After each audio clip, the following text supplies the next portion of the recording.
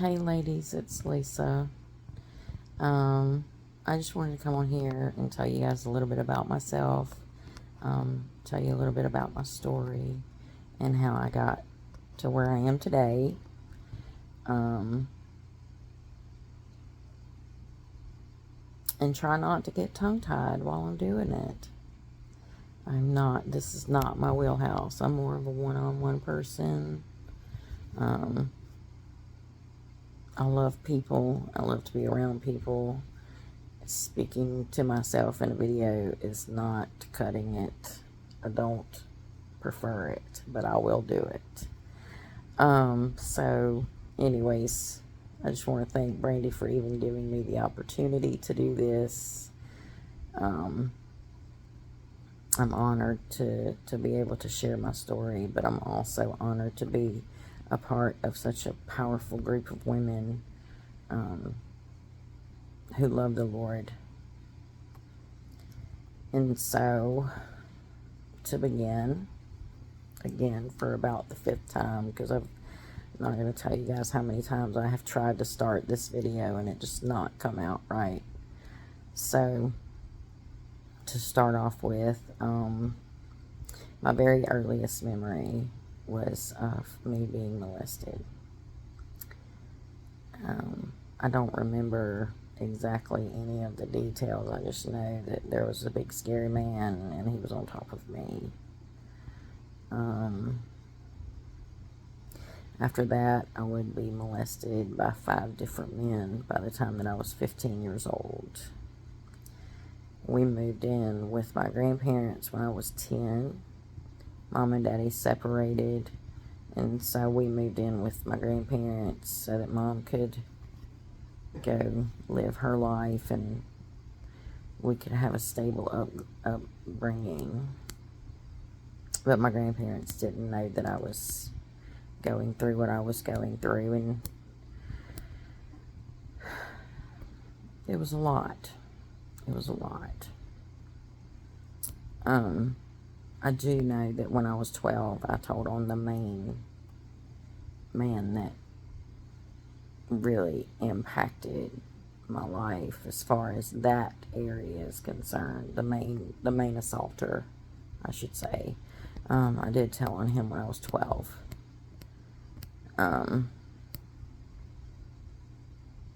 So growing up was very traumatizing for me. And I turned to eating food. I love to eat. And was about 220 pounds by the time I was 15. And when I turned 15, my grandmother looked at me and she said, "We're going to lose weight together." And I said, "Okay." And so we went on a diet and I lost 75 pounds. And started a new school. So it was a lot different being in a new school, being smaller, and getting all this positive attention when I had gotten negative attention for so long. So by the time I was 17, when I moved, when we were in Theodore, I started working at this little fried chicken place called Sydney's. I don't know who remembers it or not, but I started working there, and Chris walked in my very first shift on the job, and I looked at him and I knew that I wanted to marry him someday. But I didn't know then the amount of pain that I would put him through. Subconsciously, I wanted him to pay for everything that I had been through as a child. None of it was his fault, but little girl, inner me, wanted somebody to pay. So we started dating when I was 17, and I almost immediately started cheating on him. I would cheat, and then I would get a guilty conscience, and I was telling him, and then he would say, forgive me, and then I would cheat again, tell him again, and it was just this vicious cycle of over and over and over again. And so our relationship had a lot of ups and downs.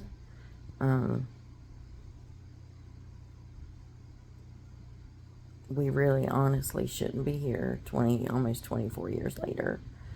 But by the grace of God, we love each other fiercely, and we still fight for each other, and the Lord has done a mighty work in our marriage, and I'm very thankful for that.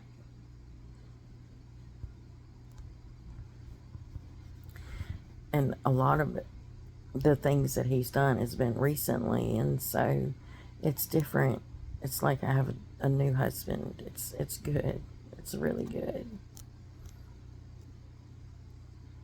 So Chris and I had been together about 4 years when we got married, and we almost immediately were pregnant. We got married September 21st of 2002. Serena was born July 2nd of 2003. So if you can do the math there. She was such a light. I tell everybody, growing up, all I ever wanted to be was a mama.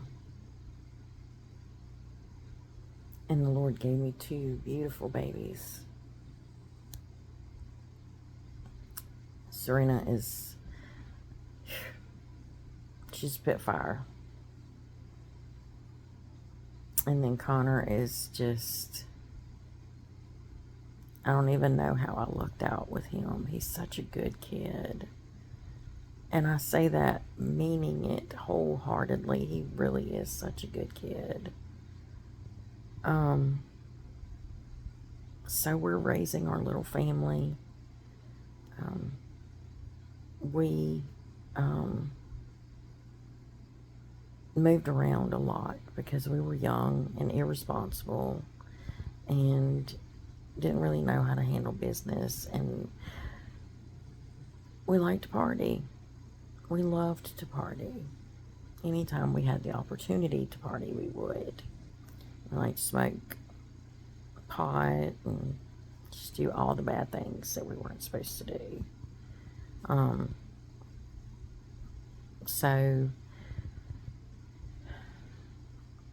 I think Serena was around 4 when we had to move in with my mom. She was 5. She was right at 5 years old when we had to move in with my mom, because she had to finish kindergarten over here, and we lived in Mississippi, and so it was kind of a little bit of a separation there for a little while, and she was staying with a relative for a couple months while she finished school, and it was a lot going on that time period. And so we were living with my mom.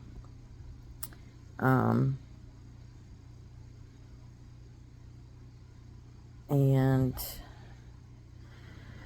in February of 2009, my grandfather went in the hospital, and he was in a coma for about 3 weeks, and he passed away.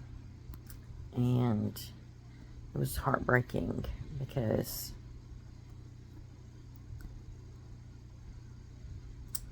he was like a daddy to me. He was one of my daddies anyway, I should say. We had a pretty good relationship that I can think of. And then, you know, I came home one day with a really bad toothache. And bear in mind that Chris and I are drinking just about every day. Well, I was drinking every day.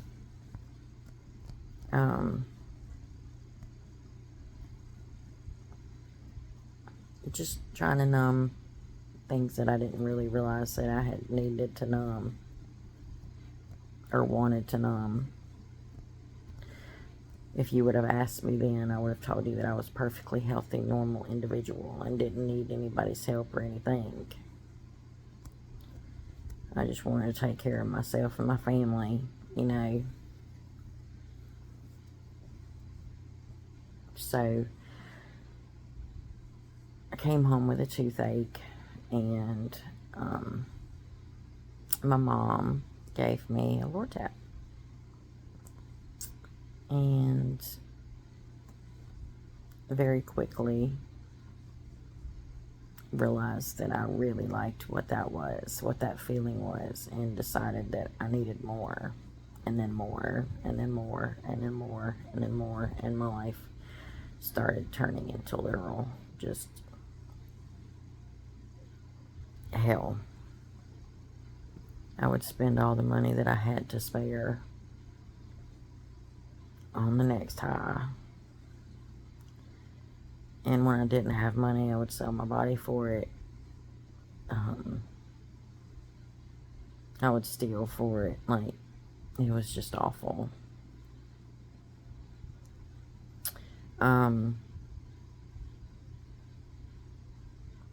After my grandfather passed, and I very quickly spiraled into addiction.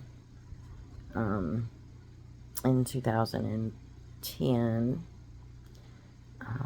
I lost my grandmother who raised me, my mom's mom. And that was really, really rough on me. She was the heartbeat of our family, almost. You know how they say Granny's the glue that holds everything together, and they're right, because Granny does hold everything together for the most part. And she loved me and my sister. And I loved her very, very much. And to have her die so suddenly, it left a hole in my heart for a really long time. So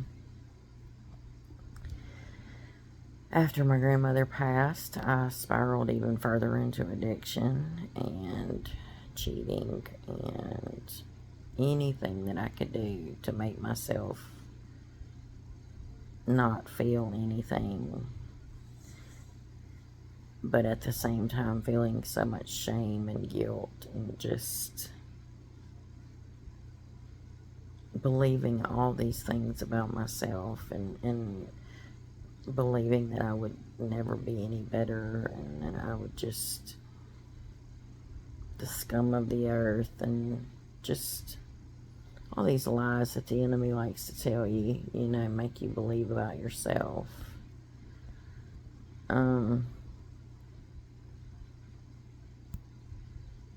So for the next 2 years, life was really rocky. I wasn't there for my kids the way that I should be. I was always working because I was trying to take care of bills and stuff, and Chris would work, and then he'd, you know, lose his job, or something would happen and he'd have to find another job or be out of work for a little while, and so it was rough on us. And then in 2012, we lost. You don't have to. I am recording, but you don't have to sneak past. You're good. Connor trying to not disturb my video. But anyways, I'm just going to keep going. So in 2012, my baby sister, who is 3 years younger than me, died from a gunshot wound to the head. And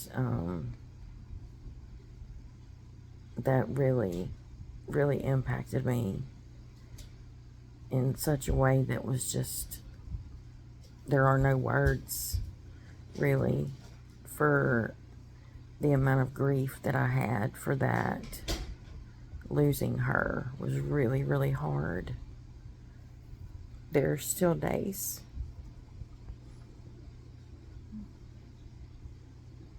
that I wish that I could just pick up the phone and call her. Because, you know, we're siblings. We're supposed to be the ones that outlive our parents and grow old together and sit on the front porch drinking coffee and, you know, do all these things together. And we don't get to do that because she was taken very, very violently from our lives.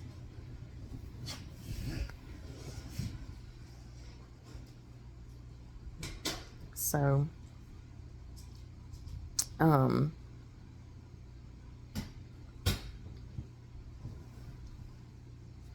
I remember after she died, I started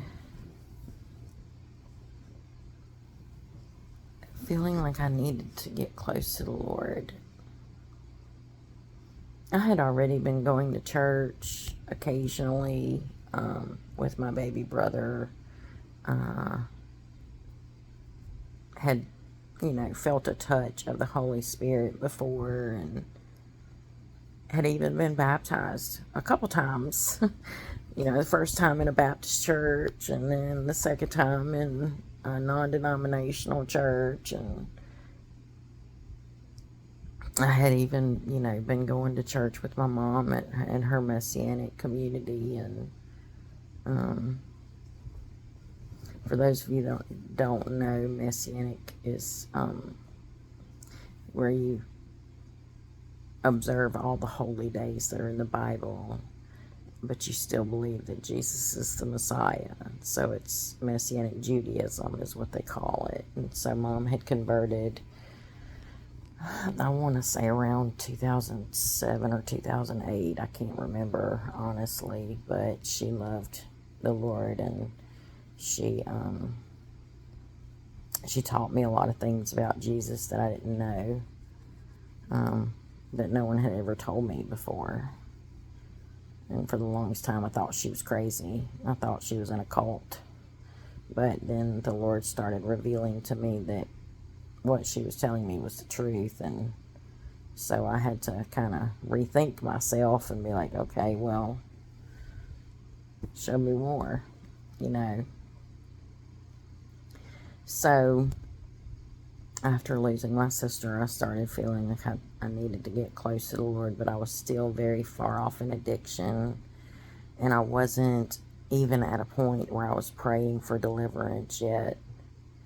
I didn't get to that point until much, much later, and I really didn't even feel convicted yet about my addictions. I did start feeling convicted about the pills, though. And so through the Lord, I was able to come off of those, not on my own, but with Him and some medication. I was able to get off and wean myself off the medication that I used to get off the pills. And so it was all His design. Like, I can't take credit for any of that. That was all Him. But I feel like during that time, he was kind of crying. He was crying out to me, wanting me to come home to Him, because I think for the longest time I was so angry with Him for everything that was going on in my life and all the fighting that Chris and I were doing at the time, and all the just feeling of worthlessness and just everything. I didn't want to talk to him. I didn't want to have anything to do with him. But then I started listening to some sermons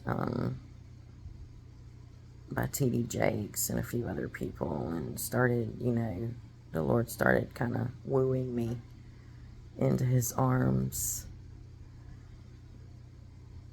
And so I started trying to head in the right direction. So,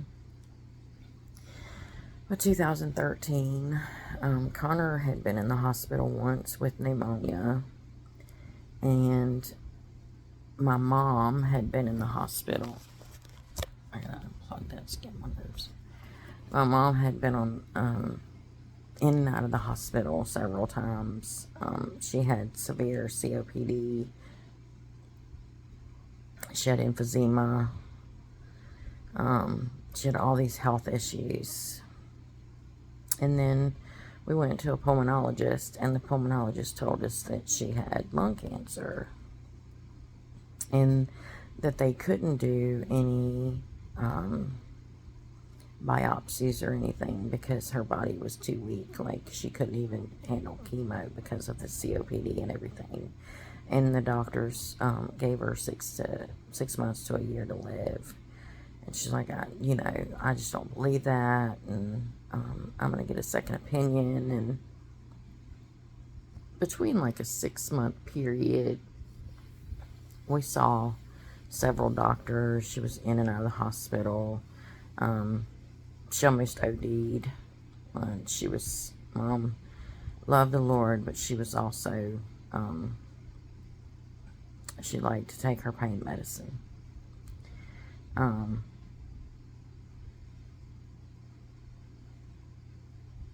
Do I think that hindered her relationship with Jesus? I think it pushed her closer to him in some ways. I absolutely believe that I will see my mom again in heaven. I know I will, because she loved Jesus. She wasn't perfect, but she loved Jesus.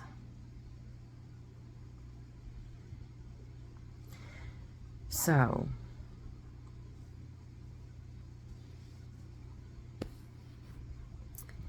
she was sick, and we were doing immune therapy and just all these things. She had been in the hospital a few times. She had been on a ventilator twice. And so much so, like, the doctors told us that if she had to go back on a ventilator, she probably wouldn't come off of it. Her lungs were that weak. And so I recall being in the hospital with her, one of the last times that she was actually in the hospital. And she said, the doctors told me that I have 6 months to a year to live, which is what they told me last time. And I said, yeah, Mom, I know. And she said, and this was like almost a year later, and she said, and I feel like they're right this time. She said, I feel like I'm closer. And I said, okay. And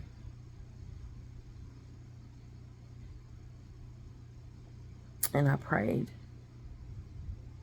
And I prayed with her that the Father's will be done in her life,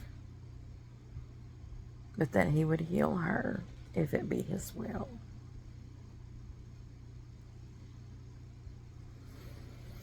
And so she went back home, and she went home on hospice. They were taking care of her, coming in. She had a home health nurse, and they would come in like once a week or so and check on her. And we lived about 5 minutes down the road, which was good. I liked being close to her so I could check on her as often as I could. But I was still very far off in addiction at that point. I was actually not very proud to say that I was stealing my mother's pain medicine while she was on hospice, you know. Not my finest moment, absolutely. And I dealt with that shame for a really long time. So, in November of 2014, my landlord told us that we had 3 days to move. Chris was not working, and I was a server at the time, and so we didn't have a whole lot of money, and so we had to move. So we moved in with my biological father in Irvington, and I was traveling back and forth to work every day from Irvington to Goshen. And when I would get off of work, I would try to go see Mama, because she still lived in Goshen. I would try to go see Mama and then come home and take care of the kids and all those things. And so while I was traveling back and forth, Mom and my aunts and my uncle made the decision that she would move in with my aunt and uncle in Bigby, Alabama, which is about an hour and a half north of here, because my stepdad wasn't taking care of her properly, which he really didn't know how to take care of her, and so she moved in with them so that they could take care of her properly, and just kind of help take care of her in her end-of-life stage. So she lived with them for probably a month or so. I can't remember the exact timing. Life goes by really, really fast, sometimes in a very big blur, especially when you drink yourself to death every night. So I'm still drinking very heavily, and in February of 2015, I was on my way to work, and I got this crystal clear vision of myself in my mother's womb. Don't ask me how. I knew I was the baby. I just knew I was this baby in this mama's belly. I just knew. And so, as I'm seeing this child in its mother's womb, and I recognize that it's me, I start feeling this just indescribable,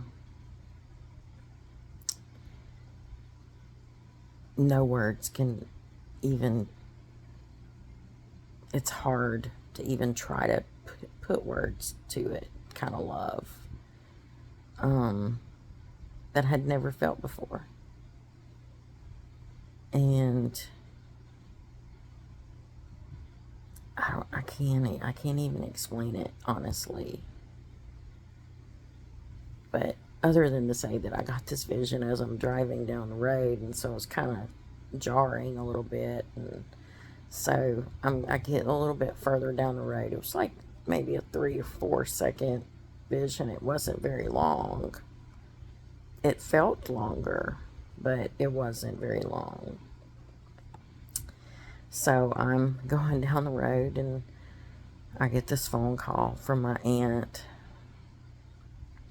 And she asked me what I was doing, and I told her I was driving to work. And she said, well, maybe I need you to pull over. And my mind instantly went to my mama, because it was coming. We were expecting it. Did I want to be there for her transition? Absolutely. But things happened so quickly that there wasn't even time to call me. because of the way that it happened. And so she tells me that that I've lost my daddy. And I'm like, what do you mean we lost daddy? I just saw him last weekend. He had pneumonia. He was in the hospital, but he was okay. You know, we were cutting up. All the things, you know. I would tell daddy that I loved him, and he said, what is love? You know, and I said, well, I don't know, daddy, you tell me. And he'd say, it's a lizard. It runs around your heart and tickles your gizzard. And I was like, okay. He was very, very silly. He'd always knew how to make people laugh. So, she tells me that we've lost my daddy, and I start, you know, crying, and I'm upset and just kind of in shock and disbelief, and just didn't really understand how I could have lost my daddy. He might not have been my blood, but he was my daddy. And then I hear her put the phone down, and I hear her say, okay, I told her about her daddy. Do you want me to tell her about her mama too? And I lost it. And when I say I lost it, I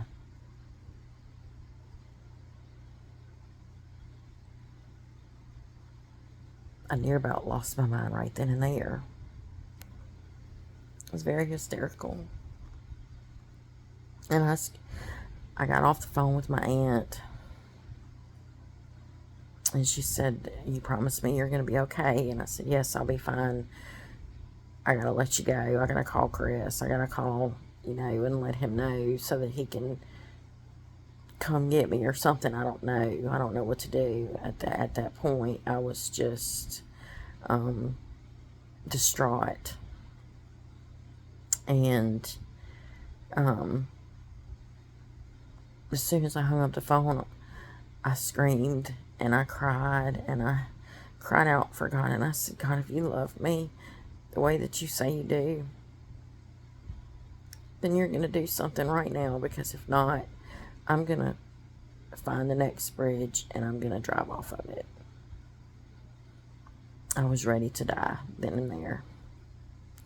And I walked through a season for about 4 or 5 months there. I just wanted to die. I just wanted to lay down and die.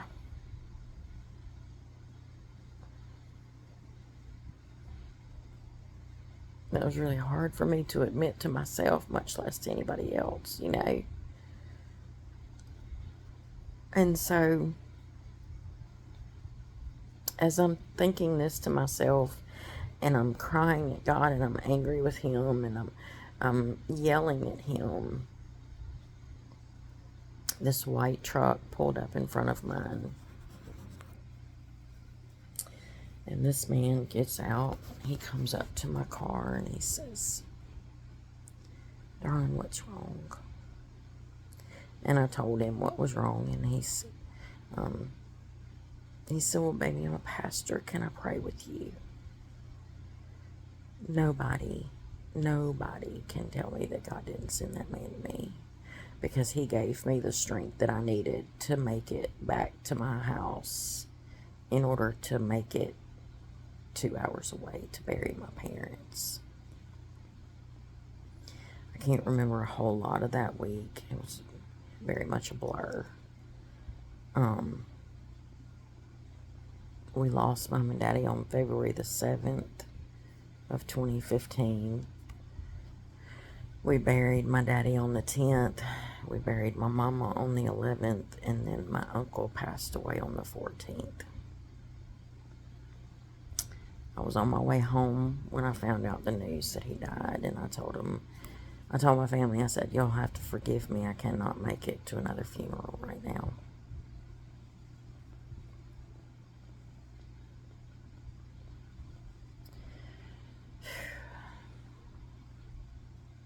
So, We get home and we get a 7-day eviction notice from my biological father. And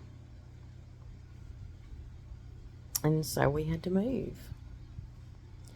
And the only option that we had was a little bitty camper trailer. So we were essentially homeless, living in a campground. And we lived there for 3 years. We moved in February of 2015. We didn't move out until February of 2019. Well, a little bit sooner than that. We moved out in like November of 2018. But on with the story, right? So, as we're living in these camper trailers, I am still in literal hell, drinking every single day, fighting with my husband every single day,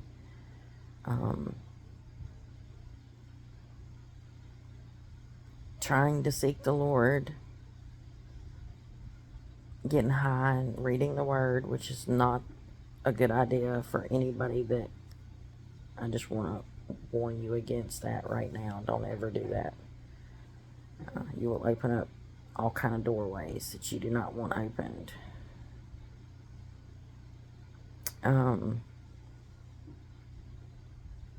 So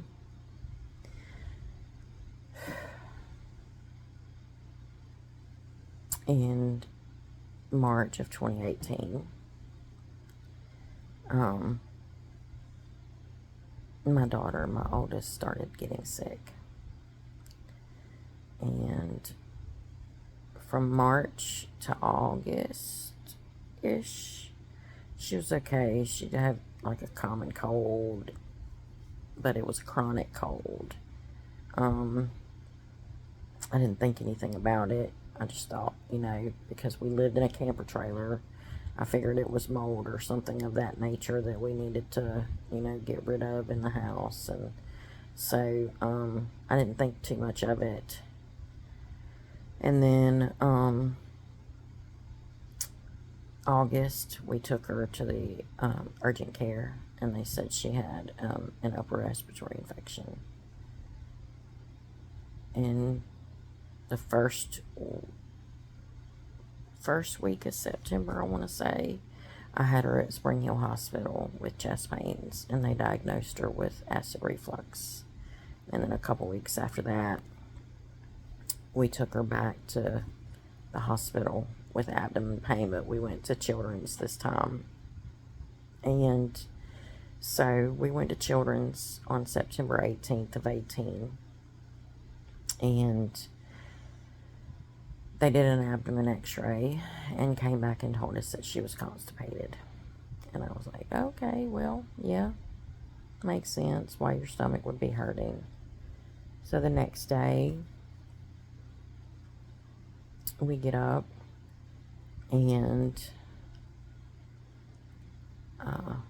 I go to work as normal. She goes to school. Well, I just happened to be on break when my phone rang. And it was the nurse from the hospital, and she said, Miss Reeves, we need you to bring her back in. I was like, is this something that can wait till after work? Because I have to work this afternoon. And she said, the sooner you can get her here, the better. And so I went and picked her up, and we went to Children and Women's Hospital, and they took her straight to the back, and they did a chest x-ray and a CT scan and blood work and all these things, not once saying anything to me about what's going on.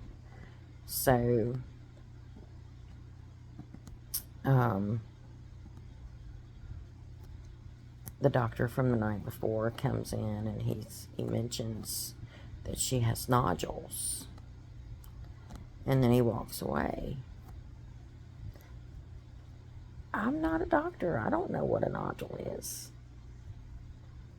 And I certainly couldn't understand why the doctor from the night before would come in and say something like that and then just walk away without saying anything else. And so I was very adamant and very angry, and I asked to see her doctor from that night. And the doctor came in and sat down on the bed with her and looked at me and said, "We found golf ball sized lesions in both of her lungs, and we are going to admit her into the hospital so that we can figure out what's going on, so we can figure out what's wrong with her." So she was admitted on September the 19th of 2018, and she was in an isolation room for about 2 weeks while we tried to figure out. She had a whole team of doctors, immunologists, hematologists, oncology, disease, like infectious disease doctors, like all these doctors. And we finally, on the 27th, the doctors told us that she could possibly have some type of lymphoma. And I lost it. There in the hospital room, I lost it. We had been kind of trying to keep her not so much in the dark, but like as far as the seriousness of the situation, I had not talked to her about anything. But we made the decision then that we needed to let her know what was going on so that she was, would be understanding of the seriousness of the situation.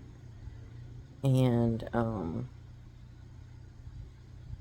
so we started documenting her journey. So she was released for the weekend. And then we had to go back that following Monday for biopsies.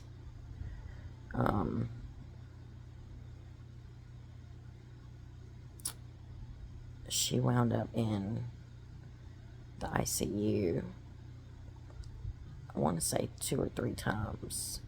The first time was because she had an allergic reaction to the anesthesia. The second time was because she had so much fluid built up around her heart that they had to do surgery, and it was very emergent. She did, I want to say she had 5 days at home from September the 19th to November the 1st. We spent Halloween in the hospital. We spent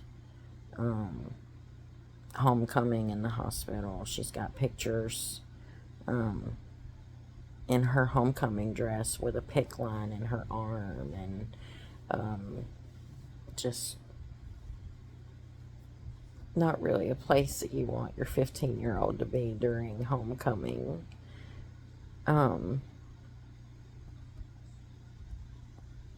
So by October the 1st, I was sitting in my car and I got this phone call from her doctor, and her doctor said, "Miss Reeves, we have her diagnosis." And I said, "Okay." And she said, she does have large B-cell lymphoma, and it is stage 4. And I said, "What do you mean it's stage 4? And she said, she has a mass in front of her heart. She has a mass in her stomach. She's one in her pancreas. One on her kidneys. She has follicles throughout both of her ovaries, and her lungs are full of golf ball-sized lesions. That's why she couldn't breathe."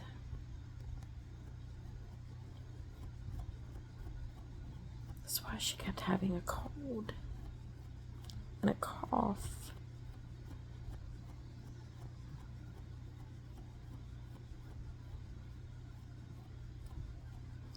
I surrendered everything to Jesus that day. I said, if you heal my baby, I will put no other relationship before my relationship with you. Not my husband, not anything. And so I heard him whisper, it's time to fight. And then Hillsong came on the radio. Let the Devil Know Not Today started playing on the radio. And I started declaring that over my child. You will not have her. Not today, Satan. Not today. And I declared that every day for 6 months. It was not an easy road. It was not an easy road. We had a lot of ups and downs. We had a lot of downs. Like, chemo made her so sick. And there were nights when she would cry for me after telling me that it was okay for me to leave her. She would come back crying because she wanted me, and chemo was very rough. She would have to do 5 days in the hospital at a time, every round, and she had to do 6 rounds.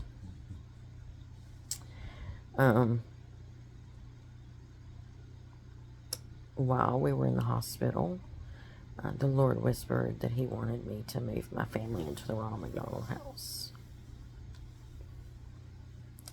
So I did. I moved everything into storage, even though I didn't have a lot. We lived in a camper. We didn't have any furniture. And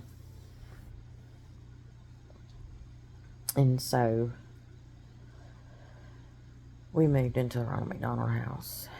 And then Christmas rolled around, or December rolled around, and Chris asked me what I wanted for Christmas. And I told him he couldn't give it to me, because only God could give me what I wanted, because I wanted my baby healed.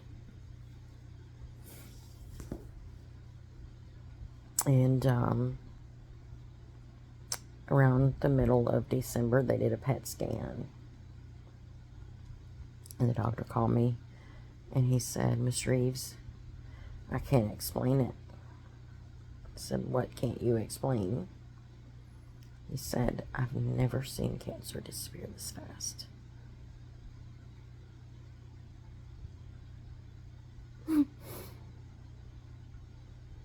Words cannot express the joy that I felt that day. While he's on the phone, he tells me, she still has to do her 4 rounds. 4 more rounds. Because we can't see into the brain for a PET scan. So they didn't know if she had anything in her brain or not. But, just to be on the safe side, they did not change her protocol, And so we did 6 rounds of chemo. And I watched my baby get weaker and weaker with each round. Not only physically, but mentally.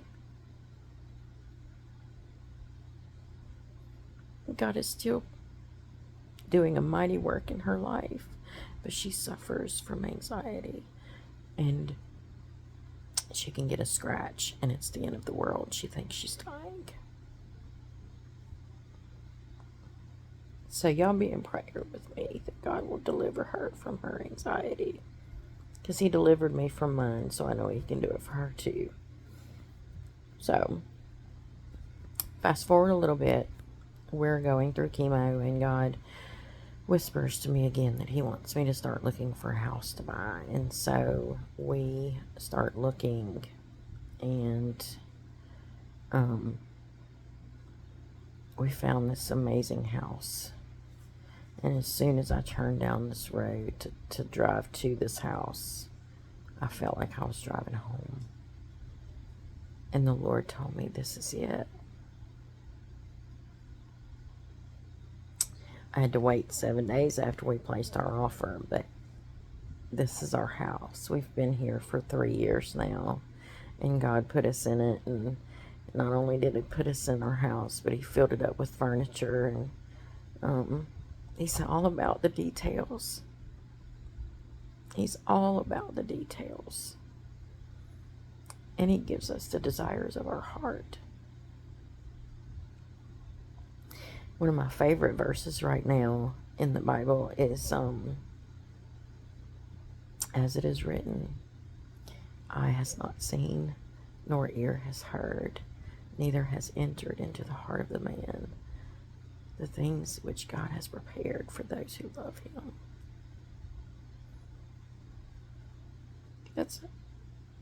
I see the evidence of His goodness all over my life. Serena's been cancer-free for 3 years. I have this amazing young son who is going to do great things. Serena's going to be mighty in the Lord. She's out at Chickasaw Methodist, I think, with her grandparents. She does go to church. So, which is more than any parent could ask for their child. Is the most that I ever want for my children is them to have a relationship with Jesus. Because it's so vital, it's so important. So, the fruit, Serena starts school this month. And she's going to specialize in pediatric oncology nursing. Because there are other babies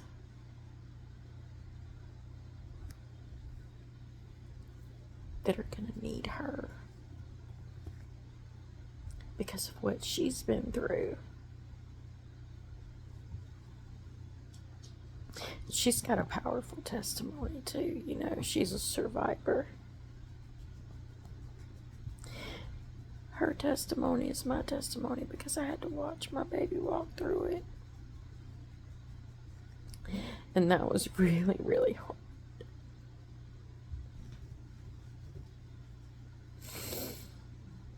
But I thank God every day for every step that I had to take through it, because I wouldn't be where I am today had it not been for that walk.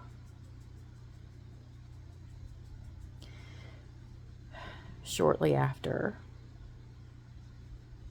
moving into our home, I had a dream about this church that I had never been to.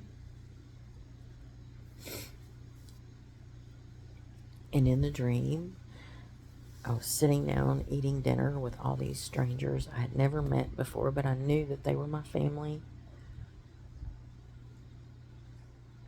And this African American girl came and sat in front of me, and she said, "Hey, my name's Lisa, what's your name?" And I was like, "Oh my gosh, that's my name too. We're gonna be such good friends." And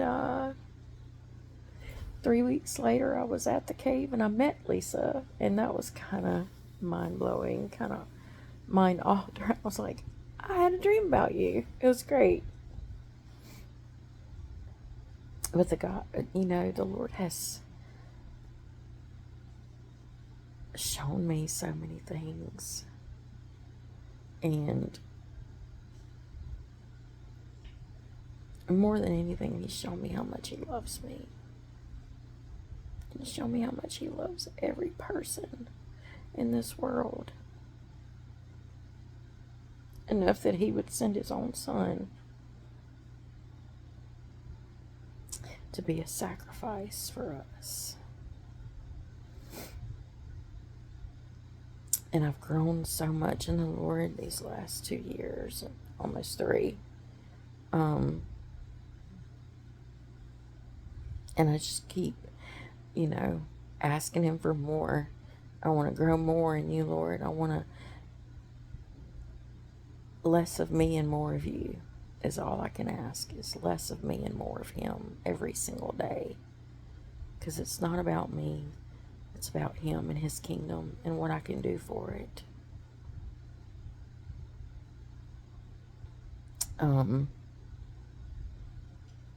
And I just get to grow. And He's delivered me from drugs and alcohol and even cigarettes. Like, I don't smoke, and I used to smoke like a chimney every single day. But He's delivered me from so much. He's given me so much too. And so I just want to encourage you guys. Lean on Him no matter what it is, and He will carry you through. And I have went way over 20 minutes, and I do apologize. I love y'all so much.